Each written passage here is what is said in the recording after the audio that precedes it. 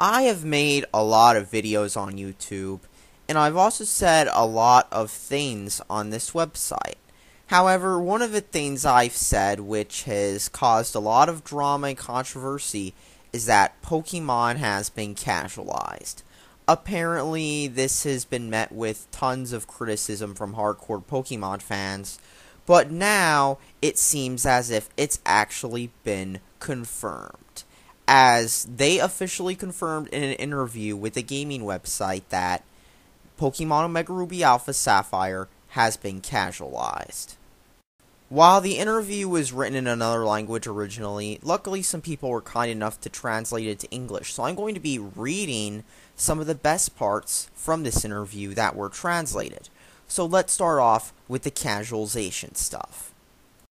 Question: we noticed Omega Ruby and Alpha Sapphire had a lower difficulty level compared to previous Pokemon games. What brought you to this decision? Any chance that future games will have the possibility to adjust difficulty level as seen in Black and White 2? Answer: what? How come you've already played the games? Hearty laughter. Keep in mind the games were supposed to come out in Italy the day after the interview. We created a balanced game that was suited for our time and age, where everyone is very busy and young people have various means of entertainment. Using smartphones and other devices, they can access a great number of games, so the time they dedicate to a single game is less than in the past. The player can choose to keep on playing after the main story and continue to the post-game, where the difficulty rises and there are much more difficult trainers and challenges to overcome. The other question is, why wasn't the Battle Frontier in the remakes? This question is connected with my previous answer. We didn't put the Battle Frontier in Omega Ruby and Alpha Sapphire for this very reason. So let's analyze this. If you're wondering why the game is so casualized, if you're wondering why the game feels so easy and holds your hand, and if you're wondering why the game doesn't have the commonly fan-requested Battle Frontier, here's why. Because they were trying to casualize it for the smartphone audience. You know, the people who play games on their iPod, their iPhone, their Android smartphone, their Galaxy S, their Galaxy Tab, their kids tablet, their whatever. They are trying to target Pokemon to this audience. Not the audience of people who just wanted a game, not like the kids who play DS and 3DS games, but the same people who play smartphone games.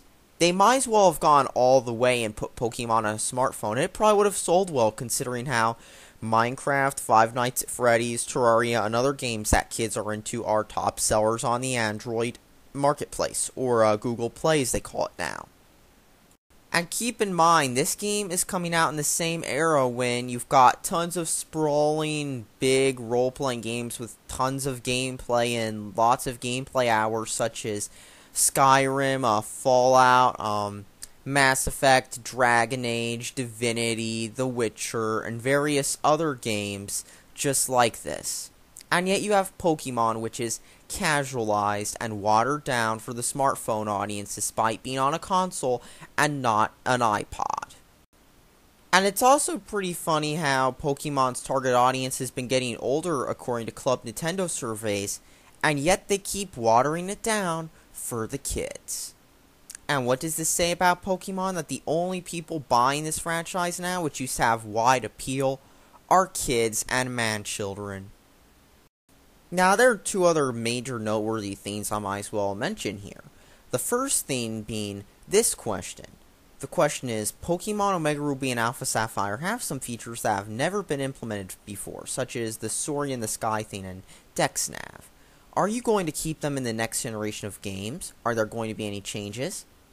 And what they say here is this: the basic structure of Pokemon games and the elements that keep the series together, like gyms, Elite Four, and Champions, are not going to change. So if you are expecting the Pokemon series to have a major change in its gameplay and format, don't expect it, because they pretty much want the game to be the same exact thing.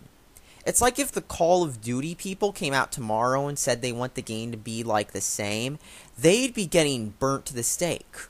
because they just said the same exact thing with Pokemon. And even Call of Duty has changed more recently than Pokemon has, because especially when you have a series that's long running, you have to change stuff to keep it fresh.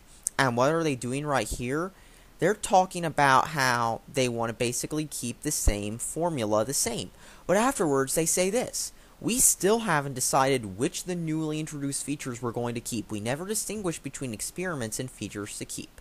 It all depends on the fans' reaction. Now, while this is a little hilarious considering how Battle Frontier is like one of the most requested and most demanded features in every Pokemon game, it says something.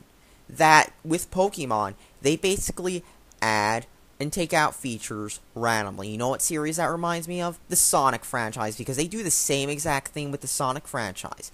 They add features, and instead of polishing them up for the next game, they just take them out. I mean, remember how Infinity Ward Call of Duty seemed to never add the features added in Treyarch's Call of Duties? I mean, if anything, that can give a series a schizophrenic feel, and that's a bad thing, especially if you're trying to market a series to especially people trying to get in, because they'll play the games in the series and they'll notice how schizophrenic it feels from game to game, because everything seems to change. And not in a good way either, because it's not like any of these new changes are polished either, because they just add and remove features at will.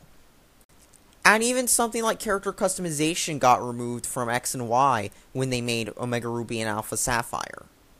So you might be wondering, if the quality of the games has dipped so much, why do they keep making them? Here's why. The question is, there's been a lot of hype for a hypothetical remake of Ruby and Sapphire in these last years. The internet was flooded with Hoenn confirmed images, and you, Mr. Masuda, have been able to see this enthusiasm for yourself with all your countless followers on Twitter. We were wondering if all of this had anything to do with your decision to make Omega Ruby and Alpha Sapphire a reality. And here's the major thing. This time, we have indeed been influenced by fans, and we had planned to make these remakes for some time. So let's be honest here. Do you actually want the Pokemon series to improve and get better?